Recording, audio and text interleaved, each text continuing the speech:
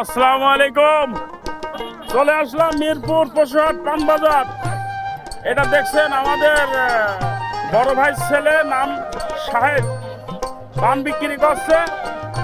এই যে দেখছেন আমাদের এক দাদা মন মরা হয় বসে আছে, মনে হয় সম্ভবত বেচাকেনা নেই। নমস্কার দাদা, কেমন আছেন?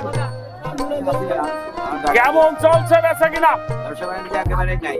বেচা কিনা নেই। দর্শক মন্ডলী, ঈদের পরের দিকে হাট বাজারে বেচা কিনা একটু কম, আর হাটের লোক নেই, খুব কম। দর্শক মন্ডলী, আসসালামু আলাইকুম। আপনি এই ব্যবসা কত বছর করছেন? ধরেন 30 বছর। 30 বছর। কেমন হচ্ছে বেচা কিনা? এখন ভালোই হচ্ছে। এখন ভালো হচ্ছে, মানে বেচা কিনা ভালো, কাস্টমার কম। বেচা কিনা ভালো আছে, কাস্টমার কম।